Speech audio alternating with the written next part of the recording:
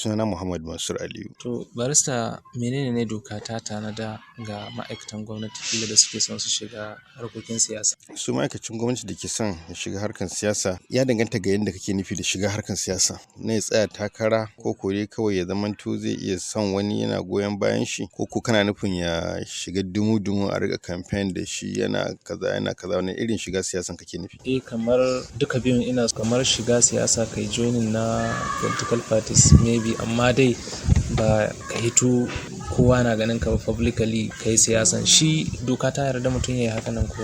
To maganar farko dai shine constitution din kasar nan, wanda shine babban dokan kasa, wanda dole kowace doka ta da shi. Sashe na 40 na constitution ya ce kowane dan kasa yana da daman ya shiga kungiya ta kasuwanci. Na 40 yana faɗin ha kungiyar siyasa. Kowane dan kasa yana da daman ya shiga ya shiga cikin kungiya. In fact section din da turanci yana cewa every person shall be entitled to assemble freely and associate with others, and in particular he may form or belong to any political party, that is kungiyar siyasa. To constitution ya ce kowane dan kasa na da yancin ya shiga kowace kungiyar siyasa, trade union, kungiyar yan ma'aikata, ko ma ka kawo ta kungiyar da ne dai kare muradinka.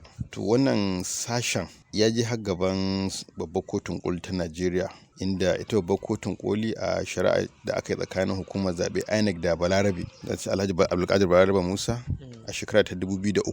A wannan shari'an babbar kotun koli ta Najeriya, abinda muke ce ma ratio a wannan shari'an, NWLR aka yi reporting shari'a a ratio, a bangare na ratio kamar na 19. Babbar kotun koli ta tabbatar da cewa ma'aikacin gwamnati in aka duba wannan sashen to yana iya shiga kungiyar siyasa. To ta tabbatar da haka.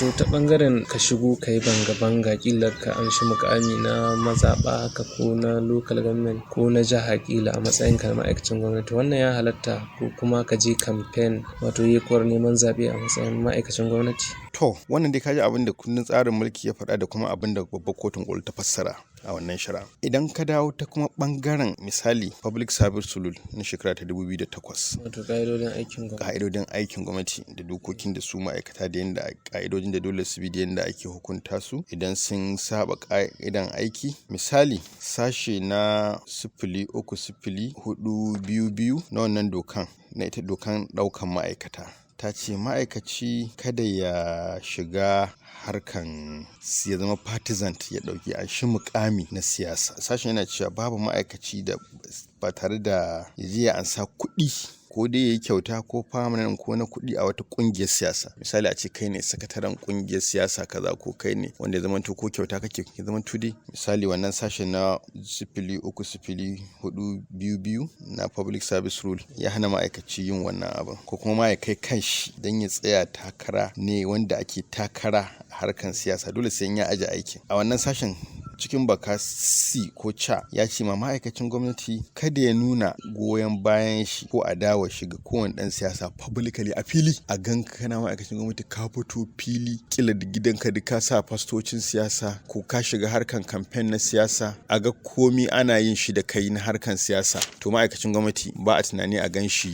Wannan dokan na da ke kula da harkan ma'aikata ta hana kowane ma'aikaci publicly a hili, al'umma na kallon ka kuma sun san ma'aikaci ne, ana biyan ka kuɗin. Don matsala in kana ma'aikaci, kuɗin da ake baka na albashi na wannan aikin na office da kake a dauka kai director ne ko wani abu, kana yi ma al'umma ne gaba da. To kuma al'umman nan su rabi, akwai bi yan wannan fatan, akwai yan wannan fa, ko sun rabu jam'iyyu daban-daban. To kai ana tunanin kamar kila zaka samu kila matsala wurin yin decision. The moment kana wata party kuma kana goyon bayan ta, in wani kila ka sha wahala yin hukunci kan wasu abubuwan da suka shafi kila yan wasu jam'iyya, saboda kai al'umma ne gaba ɗaya gaban ka. To shi sa aka ce ma bai kamata ma dokan na cewa bai kamata ka hito baro ba hili, wanda shi yanda ma'aikatan yanzu suke ta yi suna shiga harkokin siyasa, duk shi sa kuma aikin gwamnatin shi kan shi ya lalace. Za ga abin da za a yi dan al'umma sai ga ya koma kuɗin al'umma ne aka dauka, za a yi wani project ma al'umma, amma sai ga an koma wasu jam'iyya mai mulki ne kawai da mambobin ta ke jin daɗi na wa'annan tsare-tsaren gwamnatin. Sai gwamnati ta kawo kuduri mai kyau ilin tallafawa mutane, amma saboda wa'anda ke shugabancin abin ma'aikata ne kuma sun sa kansu siyasa, so za ka ga yan siyasa kawai suka sani abokan su yan jam'iyyansu, da an zo wanda za su amfana. To yana cin abin da shi ita dokar aikin gwamnati ta so ta kare. To idan misali in fact karamin sashe na dama yana cewa kada kowane ma'aikaci ya shiga don neman goyon bayan mu wani dan takara, shine kamar campaign din kenan. Kada ma'aikaci ya zama partisan, a baccin kada shi ya nuna kan shiga party da yake publicly cikin jama'a, to kuma da a ganshi engage in canvassing support of a political party. Kada a ganshi yana yada yana neman support, yana goyon ma wata jam'iyya baya, yana neman mata mutane su zo su bi wannan jam'iyyar. Kada a ga ma'aikaci yana yin wannan abu. Iyaka sashen ya ce amma ma'aikaci yana da daman ya yi zaɓe jam'iyyar da yake so ranar zaɓe, amma dai ya hito fili shi lallai yana iya. Na'am, to kamar idan kila aka samu shi ma'aikacin ya yi waɗannan abubuwan, menene ne doka ta tanada na hukunta shi? Kamar ita wannan public service rule, dokan harkar ma'aikatan ta tanaji cewa ma'aikacin da misali tunda an ce kare yayi sai yayi, kaga ya kare dokan rules din dokan tana cewa akwai tsarin da ta sanya ne da za a hukunta shi. Za a kira a fara tambaye shi me yasa yana ma'aikacin gwamnati ga ya san wannan dokan, yace aka gan shi yana cikin taron mutane yana siyasa ya lilliga gidan shi yayi kaza, za a iya bashi query ya bada ansa. In ba a gamsu da ansa shi ba aka kwamiti, ya an kama shi da laifi aka tabbatar yayi abin da ya saba wannan dokan, ana iya bashi har hukuncin kora. Misali sashe na